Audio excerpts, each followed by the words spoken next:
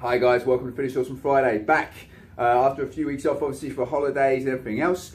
Today we want to start discussing calorie density and nutritional density. Okay, so the nutritional side of density, there's something that I preach quite a lot to people, and sort of the sharp end and sort of the right and wrong ways of looking at nutritional density. Okay, so specifically today, as I say, what we want to look at is actually the food content and what you're doing and mistakes that you may be making within your diet, and actually show you a quicker and easier way of doing it. Okay, so calorie density. Okay, foods that are high in calories per the sort of 100 grams of that particular food. So for example, just a quick example there, the one I always like to use, a slice of cake is about 300-400 calories. Okay, if you were to compare that to 300-400 calories of, say, chicken salad, then with no dressing, just the chicken and the actual vegetables, the amount of food you can consume to the same amount of calories and the amount of nutrients you'll get from that, and the correct nutrients, obviously your proteins and your micronutrients, all your your fibers and all the vitamins and things like that, compared to that slice of cake, obviously are ridiculously different. Okay, so that is calorie density in itself, the amount of food you get for the quality of the macro and micronutrients that you get within it. Okay, so just working through it. So high calorie density plus low metabolism is what is making people fat today. Okay, people don't move enough, obviously. That's why we preach exercise. That's why we're preaching, to get training and to do something every day, or at least every other day.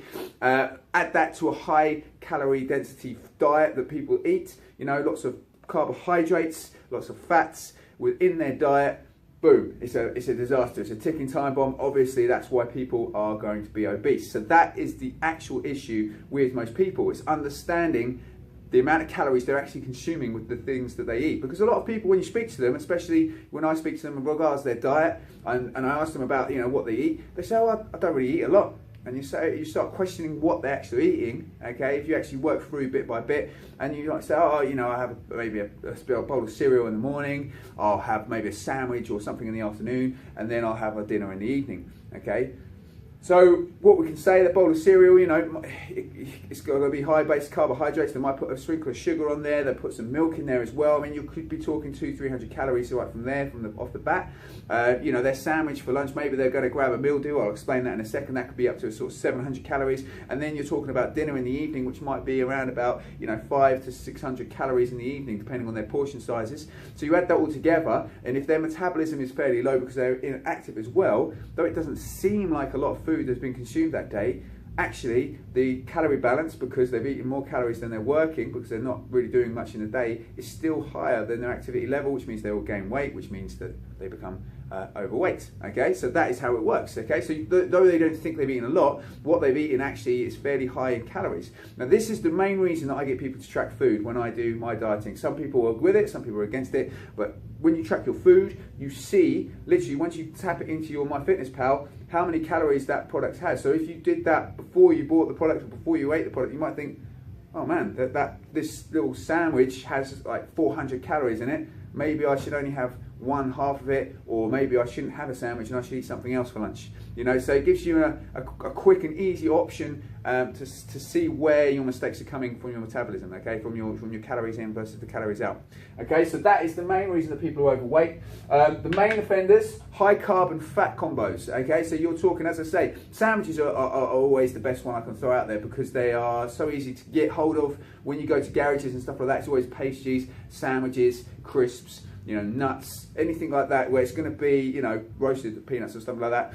It's going to be high in calories, and it's going to have high fat or carbohydrate content, or sometimes, and a lot of times both, which when combined make a lot of calories, but you're not getting a great deal of nourishment back out of them. Okay, most people don't require the amount of carbohydrates and fats that they consume. Okay, they require more proteins and less carbohydrates and fats. So it's finding that balance as well and getting your macros in the right place. Okay, so always look out for high quality, and in terms of high containing fat and carbohydrate combos. They're always going to be the ones that are going to catch you out. Look to replace calorie dense with nutritional dense or nutrient dense. Okay, always look for the most organic products you can. Okay, not in terms of buying organic, but if it grows out the ground, if it was alive, if it had a mother, you know, a lot of people say, then generally speaking, those proteins are going to be the best sources. If you're a vegetarian or a vegan, obviously you don't have to go down the route of meat or protein in that form. You can get your protein from other sources. That's absolutely fine. It's still going to be the same thing, but looking at getting the best quality products, natural products, is always going to lead to better results. You know, as soon as it comes in a package, as soon as it comes in a tin, you know, as soon as it comes pre-made, you're always going to be lacking that quality that you could get when you buy it fresh and out the ground and ready to go. Now, obviously, everything's got a certain level of pre-packaged setup, but you know what I mean. You know, you know when something is as fresh as it can be, you know, off the supermarket shelf, compared to something that is, you know, pre-made or pre-packaged and ready to basically just take out and eat straight away. Okay, they're always going to be different in terms of quality of the calories that you're getting from there. Okay, so just to give you a brief example, as I say, now this is as quick an example as I can give, because I want to make sure that people understand this you know, calorie density from there. So lunch deals, okay, lunch deals are about everywhere. You get normally a sandwich, a bag of crisps and a soft drink, say. That's generally how a deal will work from there. They're quick, they're easy, you can walk into the supermarket, you pick up the 3 items, you put them on the till, you even scan them yourself now. You don't even need to wait for your cashier to clock you through and pay for it. You get straight back in your car, you can sit there, you can eat it and go back to work. Within 20 minutes, you've had your lunch and you're back into work and you're doing what you need to do, okay? Well, let's have a little look at how many calories that is, okay? Generally speaking, this is on an average, okay? I'm not going to say that every meal deal is going to have this many calories or that you couldn't make better choices, but let's say you have a sandwich, that bag of crisps, and that soft drink, okay? Sandwiches generally range between 300 to sort of 500, depending on what's in the sandwich, okay? But I would say 400 calories for the sandwich. Your bag of crisps, let's just call it 130 calories, okay? Just a standard bag of crisps. It could be more, depending on the size of the bag of crisps that they do or what brand that you buy. And then soft drink, about 240 calories for a general soft drinks. Now you might obviously go low calorie, no sugar, and think that that's better. And that, you know, for argument's sake, let's say that is better. But let's just say you didn't and you want to go full fat and have a proper, you know, can of soft drink. Okay, 240 calories. So your total calorie spend there is 770 calories. Okay, now let's look at a pre-made, you know, lunch that you can quickly and easily make, and I'll discuss this more in future. So 150 grams of chicken, 150 calories. 100 grams of sweet potato, 90 calories.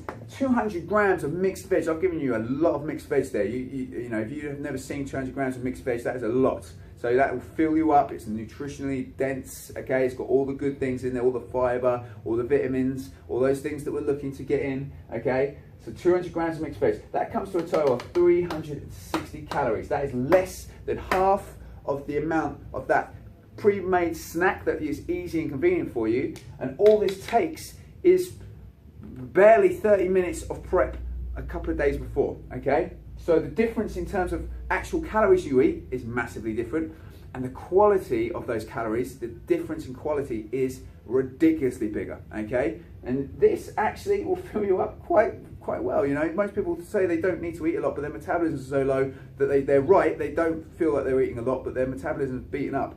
So actually eating stuff like this will work for your metabolism and actually help raise that metabolism, along with an active exercise program that you do wherever it is, wherever it may be, hopefully here at Real Fit or with us at UP Performance. If you do that correctly, then guess what's going to give you the best results? It's not rocket science, okay? It's not anything that people don't already know, but this is how and why it works so well, okay? It doesn't have to cost you a lot of money either. Some people think that buying, you know, these fresh foods is going to cost a lot of money, okay? You go shopping, if you buy you know, a couple of packs of chicken thighs, for example, rather than chicken breast, okay, you spend about £5 there. That will do you for the whole week, no problem at all. I generally do that and split it 3 times over the days. That will give me my 150 grams, sometimes a few more of the chicken thighs, you know, and then there's your protein sorted out. A bag of mixed vegetables costs you next to nothing. You know, you can buy just a bag of, you know, peas or anything else like that, but those frozen bags of mixed vegetables, easy and convenient. Just chuck them straight out of the freezer into the pot, boil them, chuck them into your pot. Okay, there you go, job done. And sweet potatoes, you know, you could replace that with white potato. It doesn't have to be sweet potato, but again, it doesn't have to be expensive. In terms of time consuming, okay, how long does it take? When I do my sort of chicken and vegetable pots. Okay, I'll cook up a batch for sort of 3 days. It would take me literally about 20 minutes. Okay, cook the chicken up, you know, pour some fajita seasoning on it. I like to put a bit of fajita seasoning on there. Chop up some vegetables and chuck that in there if you want to, or boil those in a separate pot. And if you want to add carbohydrates, then again, you just boil that in there. Bish bash bosh, you're done. As I say, 20-25 minutes. You put it into 3 separate pots, let it cool down, stick them in the fridge. You don't have to worry about them again, and when you get them back, you can take them out and eat them, or stick them in a microwave until they're piping hot and eat them from there. Okay, guys, that is as quick and as convenient a food as you can possibly hope for. And if you haven't got time for that 20-30 minutes on a Sunday or a Wednesday in the evening or anything else, that is something that you need to start getting your priorities right with, because that little change in your habit, that little change in your regime will lead to, you know, 10 times better results through the week if you can just make these little changes. Okay, guys? So that is calorie density and nutritional density in a spot. You probably can't actually read my tiny little handwriting because I tried to get as much information on there as well, and my pen is running out. I do apologize for that. But that gives you a brief explanation about why I think tracking calories and the efficient nutrition system that I personally have created are the best means to get the results that you want. Okay, you have to be accountable for what you put into your mouth and accountable for what you do to your body, and that will lead to the best results. There are no other excuses. There's nothing else that will work. That is just basic science. Okay, guys? If you have any more information you want to get out of this, if you have any questions for me, obviously just give me a shout, whether it's in the gym or whether it's a message underneath here. I'll be back next week with Movement Monday. Hope you guys have a great weekend. Just be awesome. I'll catch you guys later.